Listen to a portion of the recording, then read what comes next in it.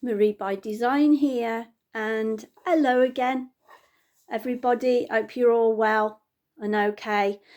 Today's video is is about my blanket, finishing my blanket. You must be getting fed up of me now on these videos, but I promise you this is the last stage of the blanket. I'm on cast off now, so I'm there. I've corrected all the mistakes that I was making, drop stitches and everything. It's took me about 2 weeks to get this done with family life and everything and being not very well, but thank you ever so much for bearing with me if you've been watching and waiting with anticipation on me finishing this blanket. But yeah, this is cast off.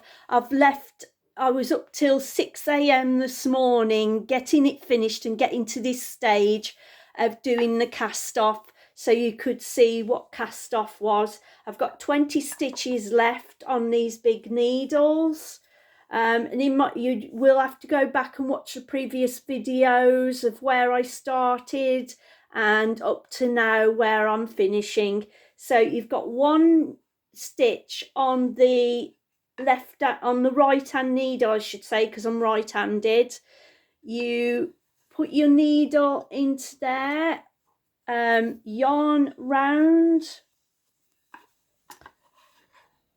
off, so you've got 2 stitches, and then you can either use the needle, because these are big knitting needles, you can either use the other needle to ease the other stitch off, but I'm going to use my fingers because it's much easier for me. I have dexterity problems. I find that much easier for me on big needles. So that's a cast off. Another one, another stitch, yarn round needle. This is casting off knitwise because I find it's a much neater edge. There's 2 on the needle. Take that stitch over the other one, and that's another cast off. And again, just going to finish these now quickly, if you just bear with me. But you get the general idea of casting off.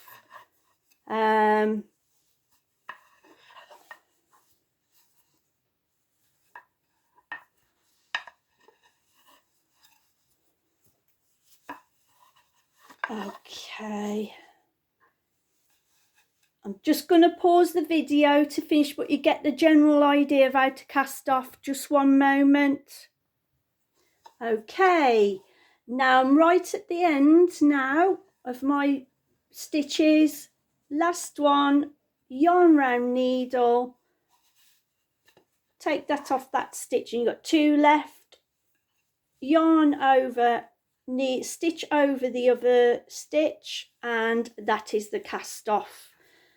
And I'm just going to now leave a strand so I can then sew it in and cut it off. There we go. So then I can draw the yarn through. Just put the other knitting needle down and pull the yarn through, and there we go. Blanket all finished. I don't know whether you can see this, but yeah, I finished with purple wool. The reason because there's so many holes in it's because I was using big needles, and that usually happens. If you just bear with me, I'm just going to pause this video now, and I'll go and get you a scarf which I knitted a long time ago, and it's got a moss stitch, and you can see the difference between the knitting needle sizes. Just one moment, to be back with you soon. Okay, I'm back now, and this is a scarf, a thin scarf. I tried different stitches, stocking stitch, that's moss stitch. Don't know whether you can see that. Perhaps not. I've got it in cream. That's moss stitch done with, as you see, there's not any big holes, because the smaller the needle you use with this moss stitch, the better the design, and you don't get big holes. But the bigger you do with the needles and do a moss stitch, the more holes you'll get. But I like that anyway. But yeah, as you can see, that's moss stitch. Okay, so that's a better design where you can see the moss stitch. Okay,